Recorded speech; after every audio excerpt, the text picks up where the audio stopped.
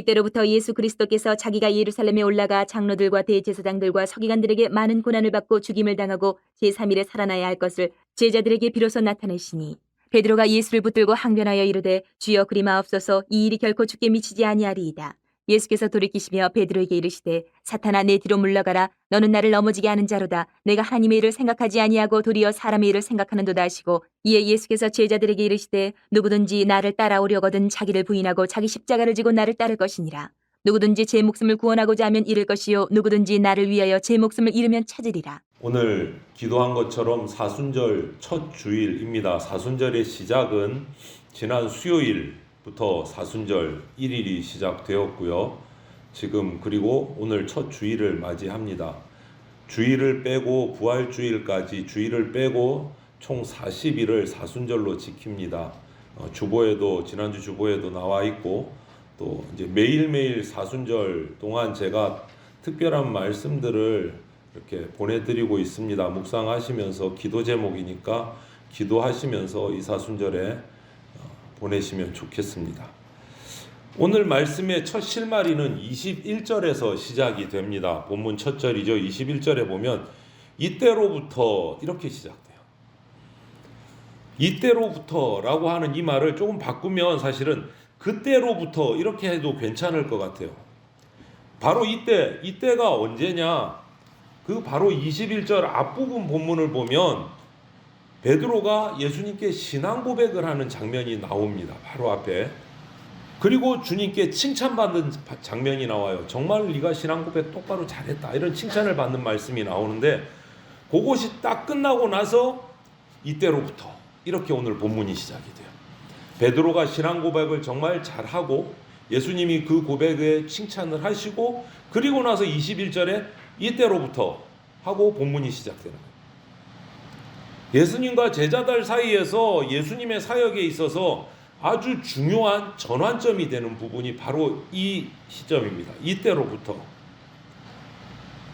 어떤 점에서 중요한 전환점이 되는가 하면 21절 이때로부터 시작한 21절 말씀이 그 21절 끝에 가면 이렇게 말씀해요.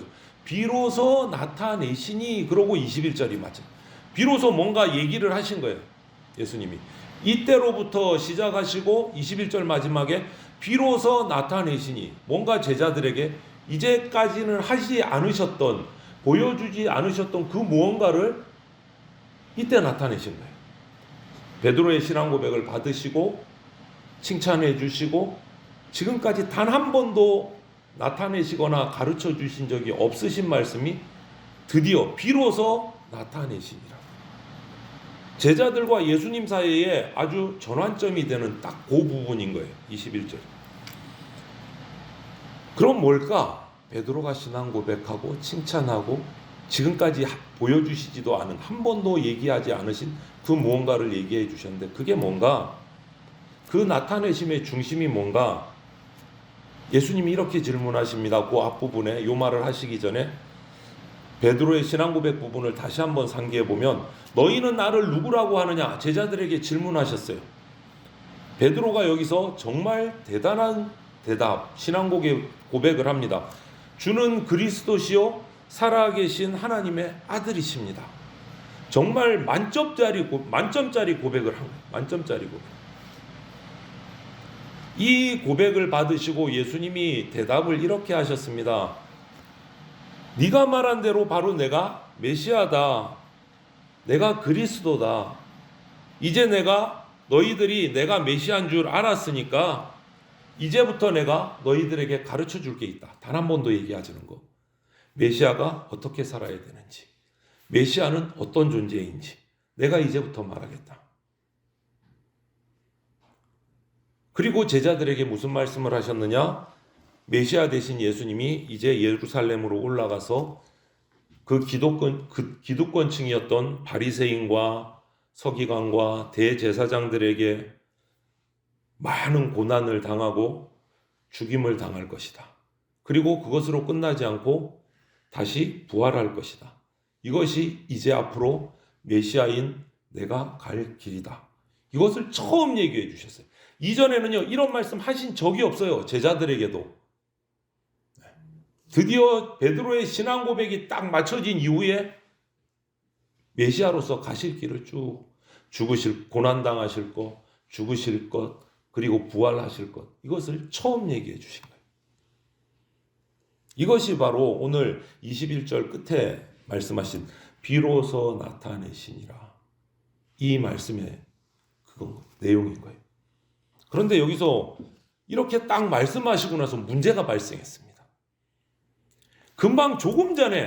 방금 전에 베드로가 만점짜리 신앙 고백을 했는데, 그렇게 신앙 고백한 베드로가 예수님의 메시아의 갈 길을 딱 듣고 나서, 비로소 처음 말씀하신 이 이야기를 딱 듣고 나서, 고난받고 죽으시고 부활할 것이다, 이 이야기를 딱 듣고 나서 베드로의 반응을 보십시오, 여러분. 22절에 있어요. 베드로가 예수를 붙들고 항변하여 이르되 주여 그리 마옵소서, 이 일이 결코 주께 미치지 아니하리이다, 이렇게 얘기를 해요. 아니, 예수님께서 메시아로서 갈 길을 이제 들었는데 베드로가 어떻게 한 겁니까? 예수님을 붙들었대요. 어떻게 보면 팔짱을 끼고 못 가시게 한 걸 거야. 붙들고 바짝 붙어서서 주님, 그러시면 안 됩니다. 이런 일 중단하십시오. 내가 절대 이런 일 못 일어나게 할 겁니다. 이렇게 한 거예요. 신앙 고백을 하고 칭찬을 듣고 예수님의 그 갈 길을 듣고 그 다음 돌변했어요. 예수님은 가시면 안 돼요. 절대 그런 일 하지 마시고 중단하십시오. 내가 절대 그런 일 못 일어나게 할 겁니다. 베드로의 반응이었어요. 인간적으로 보면 정말 충성스러운 제자인 거예요. 고난의 길, 죽음의 길을 가는데 그거 제가 다 맡겠습니다. 절대 그런 일, 예수님 죽으시는 일 없도록 제가 맡겠습니다. 몸 바쳐서 충성하겠습니다. 정말 대견하고 울컥하는 일이잖아요. 충성스러운 모습이잖아요. 그런데 이런 훌륭한 베드로의 모습에 대해서 그 다음 예수님의 반응을 보십시오. 23절에 뭐라고 얘기하십니까? 예수께서 돌이키시며 베드로에게 이르시되 사탄아, 내 뒤로 물러가라. 너는 나를 넘어지게 하는 자로다. 내가 하나님의 일을 생각하지 아니하고 도리어 사람의 일을 생각하는 도다. 이렇게 말씀하세요. 아니, 정말 칭찬받을 만한 고백도 하고 충성스러운 결단을 하고 이런 모습을 보인 베드로에게 예수님의 반응은 상상을 못한 반응이 나온 거예요. 의외의 반응이. 사탄아, 아니 금방 신앙 고백 만점짜리 한 제자 보고 사탄아, 너는 물러가라. 이게 무슨 상황일까요? 너는 대적자다, 반대자다, 사탄의 도구가 됐다, 내 길을 막는 자다, 이렇게 말씀하신 거예요. 그러니까 이 말대로 맥락을 잡아가면 그 다음 예수님의 말씀이 뭐가 나와야 됩니까? 내 뒤로 물러가라, 나를 막지 마라, 너는 나를 따를 수 없다, 이런 말이 뒤에 나오는 거예요. 메시아 길을 이 길대로 너는 따라올 수 없다, 그렇게 흘러가는 거예요. 이것은 예수님이 메시아의 길을 가시는데 스스로 넘어지시는 게 아니고 베드로가 예수님을 넘어뜨리는 상황이 나오는 거예요. 마치 사탄이 예수님이 40일 금식을 하고 공생애를 시작하셨을 때 예수님을 돌로 떡을 만들어라 시험하신 것처럼, 성전에서 뛰어내리라 시험하신 것처럼 예수님이 쓰러지도록, 함정에 빠지도록 지금 베드로가 그 길을 가고 있는 거예요. 유혹하는 자가 된 거예요. 그리고 그 다음은 너 정말 생각 없는 사람이다, 어쩌면 그렇게 생각을 못하냐, 사람의 일만 생각하고 하나님의 일은 생각하지 못하는구나, 이렇게 꾸짖으시는 거예요. 정말 귀한 게 뭔지 모르는구나, 분별도 못하는구나, 너의 마음을 어디다가 두어야 되는지도 모르는 철없는 사람이구나, 베드로에게 그 말씀을 하시는 거예요. 여러분, 이 말씀이 베드로에게만 한 말씀일까요? 여러분이 베드로의 그 자리에 있었다면 어떤 반응을 하셨을까요? 예수님을 철석같이 믿고 신앙 고백을 했는데 예수님이 죽으러 가신다는데 가만히 있을 사람이 누가 있겠어요? 우리에게도 똑같아 주시는 말씀이에요. 똑같이 주시는 말씀. 그런데 우리가 상상도 못한 말씀을 하시는 거예요. 너 철없다. 어디로 가냐? 생각이 있는 거냐 없는 거냐? 이 말씀 하신 거예요.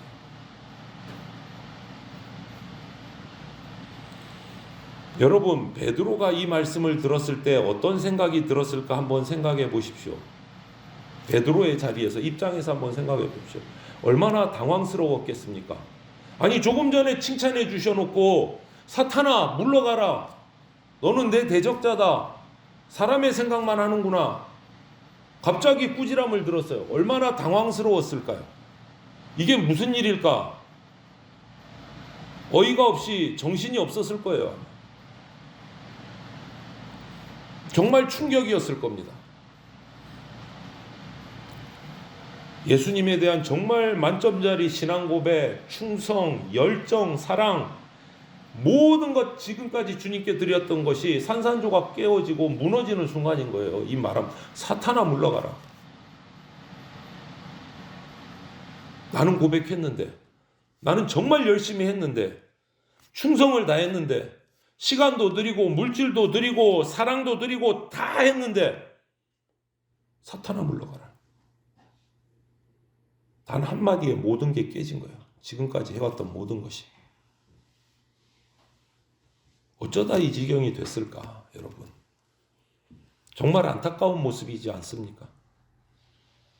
그냥 보통 사람의 그냥 실수 같으면 모르겠는데 베드로요, 제자들 중에서 수제자입니다. 최고의 열심을, 최고의 열정을 가지고 주님을 따랐던, 주님을 보필했던 제자예요. 모든 것을 다 바쳤던 제자예요. 그리고 신앙 고백까지 1착으로 만점짜리 신앙 고백을 한 제자입니다. 그런 그가 어떻게 이 지경까지 됐을까? 순식간에. 여러분, 우리는 오늘 이 말씀 속에서 베드로만이 아니고 예수님을 따르는 그 외의 제자들에게 있어서 또 오늘 이 자리에 예배하는 저와 여러분들 우리들에게 있어서도 반드시 명심해야 될, 우리가 가져야 될 신앙의 각성이 포인트가 여기 있다라는 거예요. 그거를 우리가 발견해야 돼요.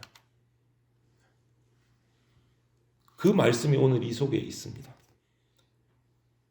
그리고 그것을 깨우쳐야 하는데 깨우치지 못하면 베드로와 같이 당황스럽고 비참하고 엄청난 난감한 자리에 이를 수밖에 없어요. 저도 여러분도 똑같이 베드로와 같은 자리에 이를 수밖에 없다.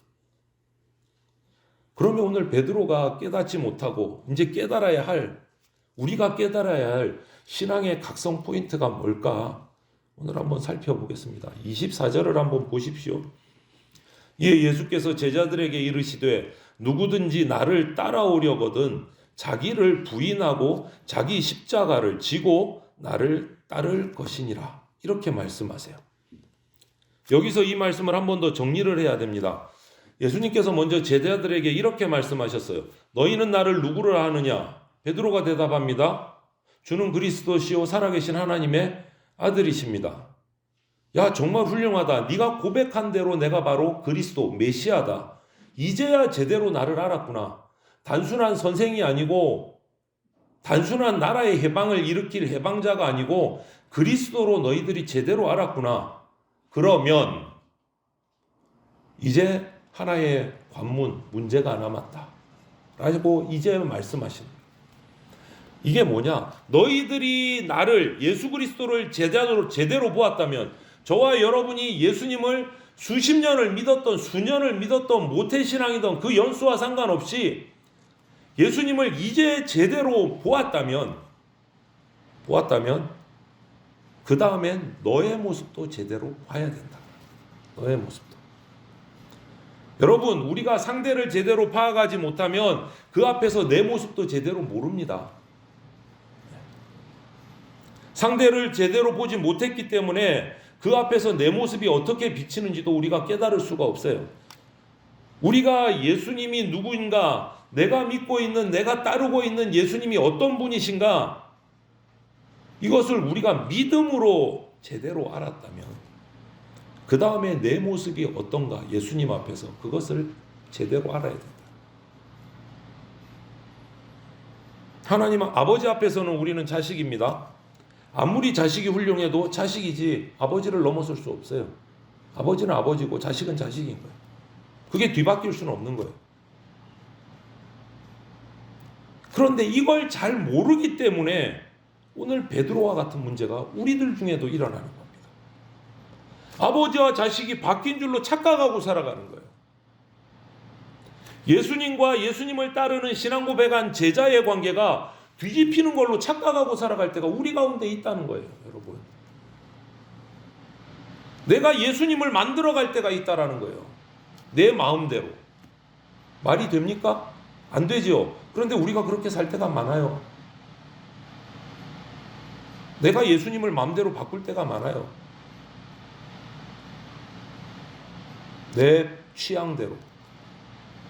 말이 됩니까? 그런데 우리가 그렇게 살아간다니까요.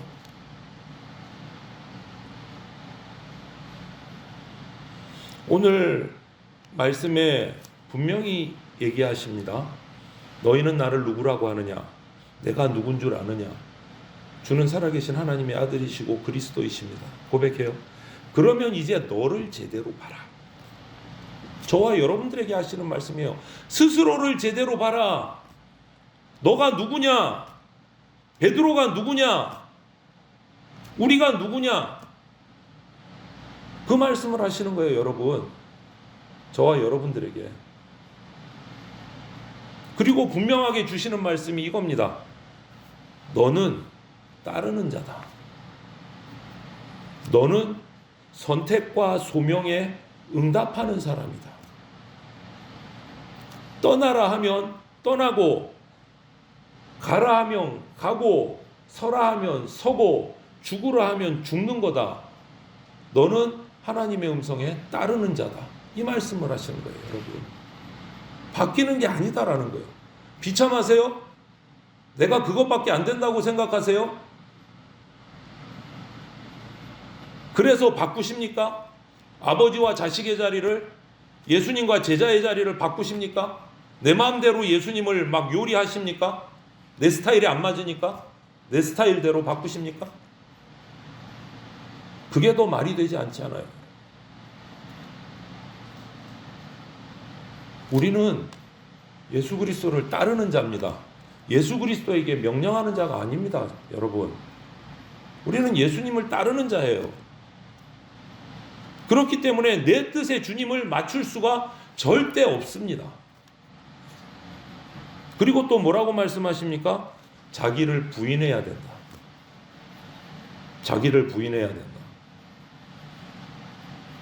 그런데 베드로의 모습을 보십시오. 어떻습니까? 착각을 합니다. 내가 하는 것이 주님을 사랑하는 것이고, 착각, 대단한 착각이죠. 내가 주님을 붙들고 있고, 내가 주님 앞에 가까이 나가는 나의 방식이 주님을 위한 최고의 방식이다. 이렇게 착각하고 있는 거예요. 여러분은 그렇지 않습니까, 혹시?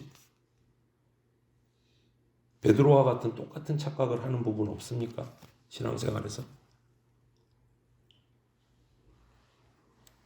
우리는 그런 착각합니다.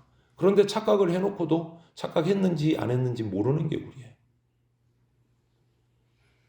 내 방법이, 내가 하는 것이 주님의 몸된 교회를 위한 최고의 방법이고, 내가 하는 것만이 하나님의 영광을 위한 것이다 라고 정말 대단한 착각을 할 때가 우리는 너무 많아요.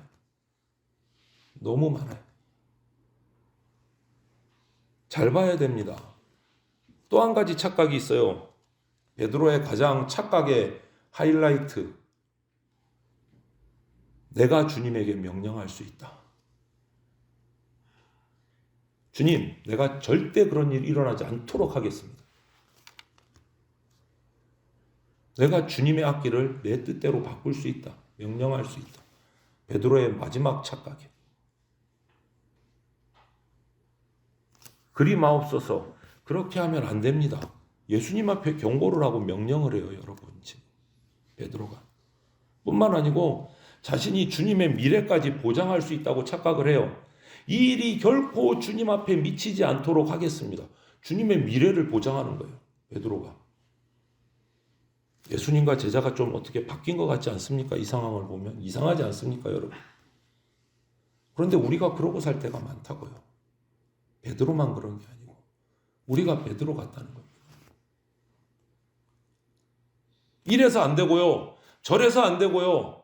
주님 그렇게 하지 마시고 저처럼 하세요. 그렇게 하신 적 없으십니까?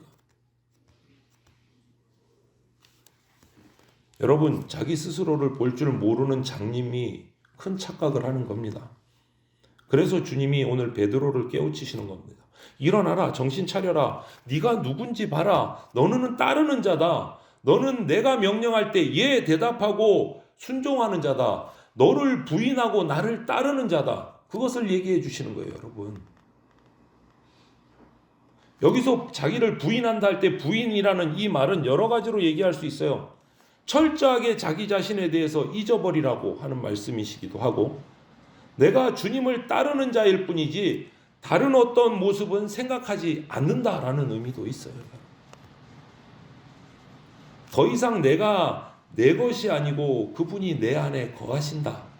나의 인생의 주인이시다. 그 고백인 거예요. 자기를 부인한다라는 말입니다.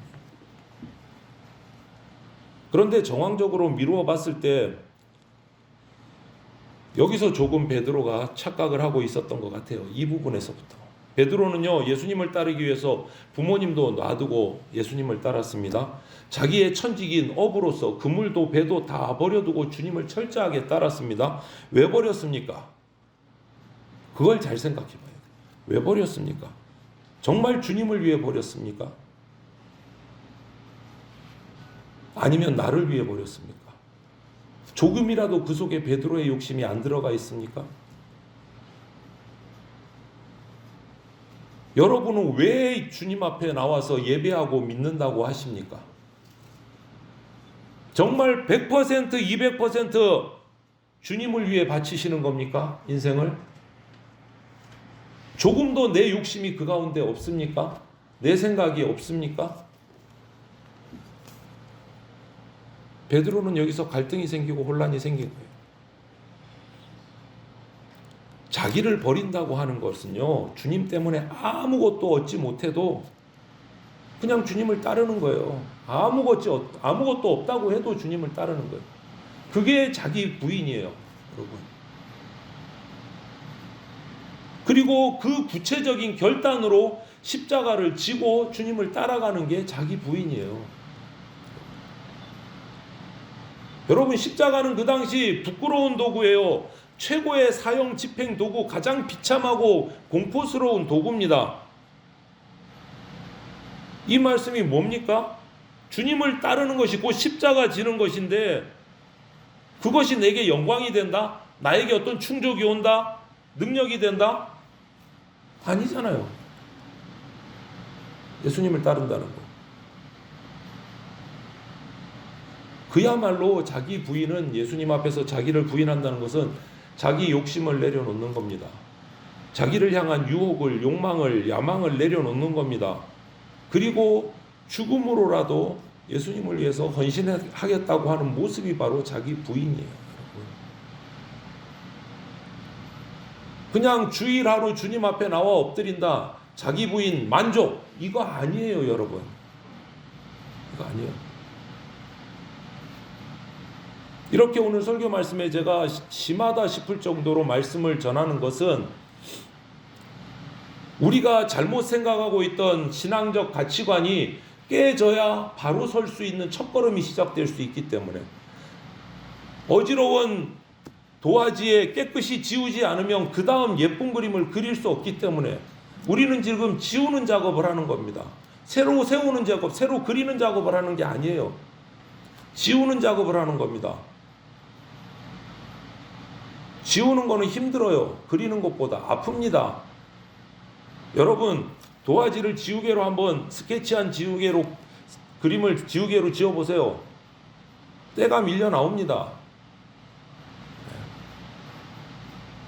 그만큼 어려운 과정을 겪어야 새 그림을 그릴 수 있는 바탕이 준비되는 겁니다. 멀리 가지만 지우지도 않고 세울 수 없습니다, 여러분.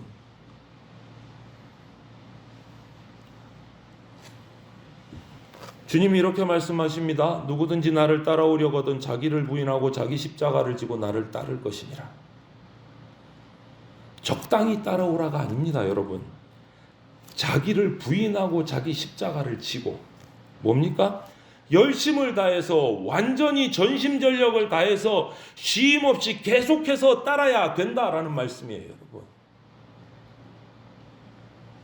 다시 정리해드리면 이 말씀의 중심은요, 자기를 부인하는 자가 되라, 십자가를 지는 자가 되라, 나를 따르는 자가 되라, 모두 명령어로 돼 있어요. 한번 힘써 봐봐. 좀 힘들겠지만 조금씩 한번 따라와 볼래? 이게 아니에요, 여러분. 그거는 신앙생활에 득이 없어요.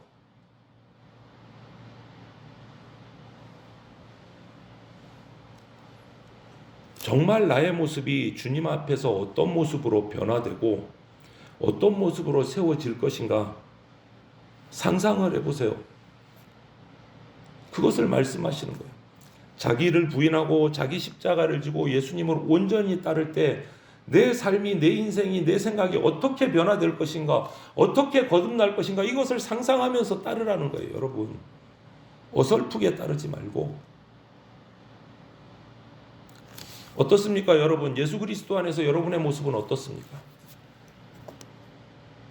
나는 누굽니까?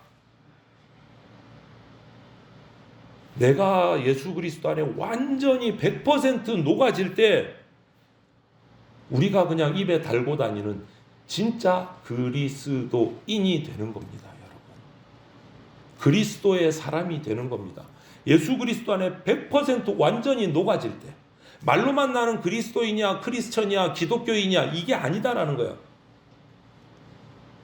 이력서에 쓰는 종교란에 기독교 이렇게 쓰는 게 아니다라고요, 여러분. 그리스도인이라는 말은요, 예수 그리스도 안에 완전히 녹아지는 사람이에요. 이것이 바로 예수님을 닮는 삶이에요, 여러분. 그래서 우리가 자기 십자가를 지고 자기를 부인한다는 것은 예수 그리스도를 닮는 겁니다. 예수님의 마음씨를 닮는 겁니다. 예수님의 뜻을 닮는 겁니다. 예수님의 기도를 닮아가는 겁니다. 그분의 삶을 닮아가는 겁니다. 예를 들면 스데반 집사가 복음을 전하다가, 예수님을 전하다가 돌에 맞아서 순교를 했습니다. 둘러선 사람들이 스데반을 가운데 두고 돌을 던집니다. 머리에도 맞고 여기저기 맞으면서 피가 흐릅니다. 그러다가 그의 목숨이 꺼져가요. 피를 흘리면서. 그런데 성경은 그 스데반의 죽음의 모습을 보고 영광이다라고 표현을 해요. 권능이 있어서 막 기적이 일어나서 돌에 맞았는데도 피도 하나도 안 나고 상처도 하나도 안 나고, 우와 대단하다. 그래서 영광이 아니고 맞아서 찢어지고 피가 흘러서 죽어가고 있는데 영광이래요. 권능도 없어요. 기적도 없어요. 영광이 안 보여요. 그런데 영광이래요. 무엇을 영광이라고 했을까요? 죽어가는 스데반, 순교하는 스데반의 모습을 보고 무엇이 영광이었을까요? 주님을 닮는 모습이 영광이었어요. 채찍에 맞고 창에 찔리우고 물과 피를 다 흘려가시는 그 예수님의 복음을 위해서 순교하시는 모습을 닮아가는 스데반의 그 모습이 영광인 거예요. 기적이 영광이 아니고, 능력이 나타나서 영광이 아니고, 예수님을 닮아가는 모습이 영광인 거예요. 그리고 마지막에 숨을 거두기 직전에 스데반은 또 주님과 똑같은 기도를 합니다. 내 영혼을 받으시옵소서. 저들을 용서해 주십시오. 예수님이 운명하시기 전에 십자가에서 하셨던 기도와 똑같은 기도를 해요. 저들을 용서해 주십시오. 하나님, 내 영혼을 받아 주십시오. 그게 영광인 거예요, 여러분. 주님의 닮는 모습이 거기에 나온 겁니다.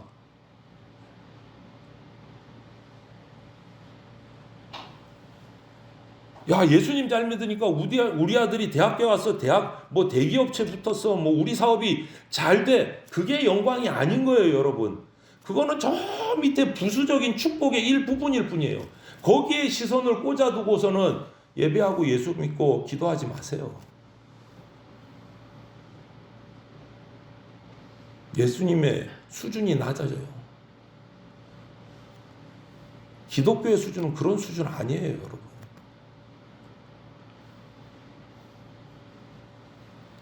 그런데 그럼에도 불구하고 베드로는 주님께 명령을 하잖아요.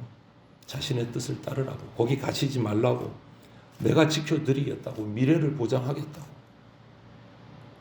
정말 주님을 넘어지게 하는 자리에 섰버린 거예요. 사탄의 도구로 쓰이는 거예요. 오늘 이 말씀을 여러분 다시 한번 생각해 보면 이 장면에서 우리가 절대 그냥 넘어가서는 안 될 신앙의 포인트가 여기에서 있어요. 신앙을 고백하는 자, 따르는 자는 뭐가 해야 된다? 일치해야 된다. 정체성이. 신앙 고백과 주님의 말씀을 따르는 것이 어긋나면 베드로 같은 일이 벌어진다. 내 입술의 고백과 내 삶의 고백이 일치해야 된다. 일치해야 된다. 주님의 존재와 내 존재가 일치되는 모습이 돼야 된다. 만일 그렇지 못하면 어떻게 됩니까? 오늘 베드로와 같이 주님과 대결하는 상황이 돼버리는 거예요. 지금 베드로는 주님과 맞서고 있잖아요. 주님 가시려는데 가지 마세요. 죽으시려는데 죽지 마세요.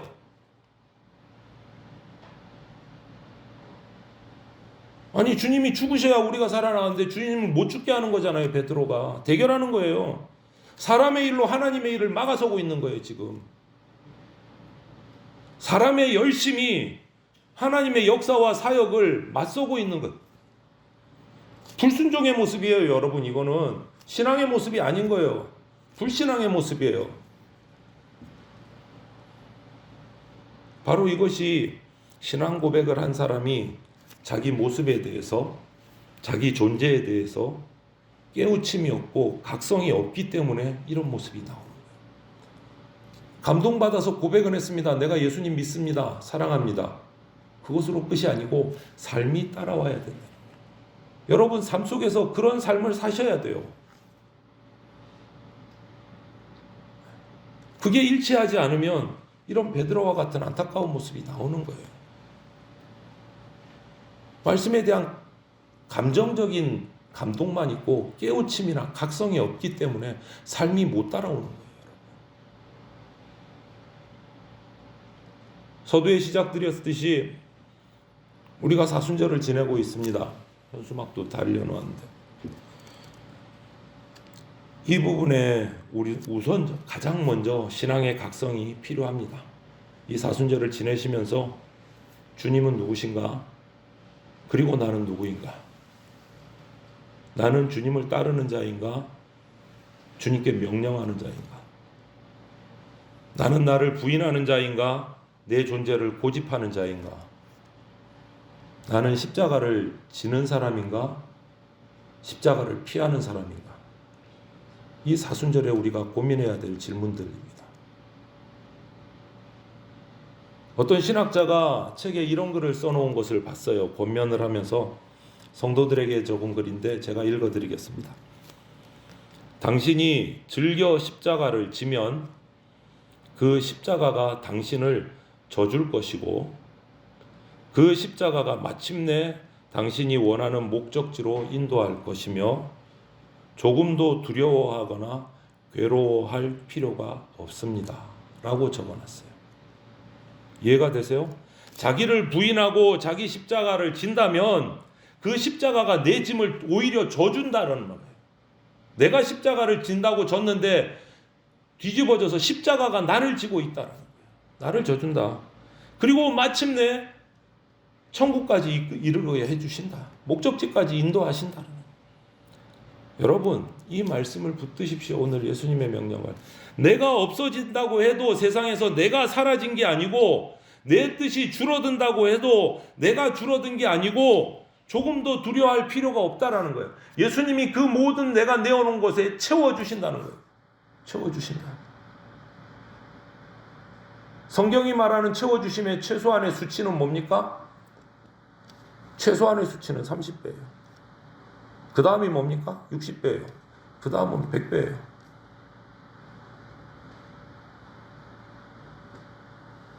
저는 그렇게 기도할 때 있어요. 아마 저를 되게 못마땅해 하실 수도 있어요. 하나님께서. 하나님, 제가 열심히 헌신하겠습니다. 약속하신 대로 30배 안 주셔도 돼요. 3배만 주셔도 감사하겠습니다. 제가 이렇게 기도할 때가 있어요. 하나님이 되게 짜증내실 것 같아요. 그런 믿음도 없냐 이러실 것 같아요.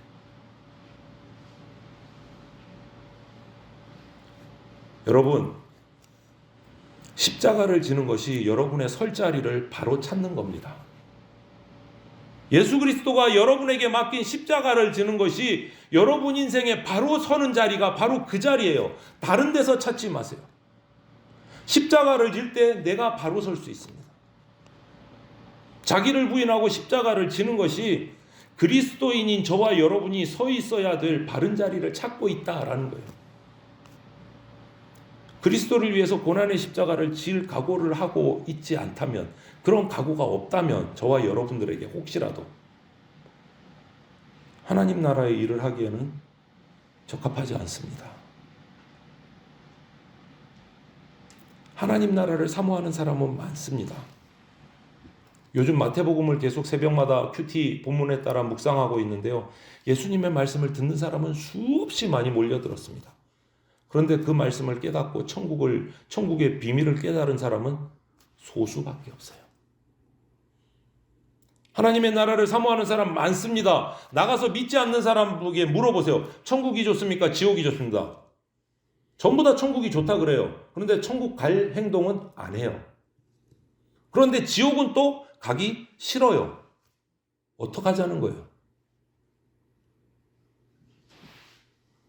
여러분, 십자가를 지는 사람이 이렇게 적어요. 하나님의 위로를 받고자 하는 사람 많습니다. 그런데 함께 고난받고자 하는 사람은 정말 적습니다. 하나님 나라 잔치 참여하고 싶습니다. 천국 가고 싶습니다. 그런데 금식하며 기도하는 사람은 적습니다. 하늘의 영광과 기쁨을 받고자 누리려 하는 사람은 정말 많습니다. 그런데 주님을 위해서 내가 괴로움 받고 주님과 함께 가고자 하는 사람은 또 정말 적습니다. 이것이 우리 안타까운 인생의 모습이에요, 여러분. 여러분은 어떻습니까? 어떤 자리에 서 계십니까? 하나님이 너무너무 사랑하시는 성도 여러분, 이 시간 우리 다시 정리합시다. 우리 삶을 재배열합시다.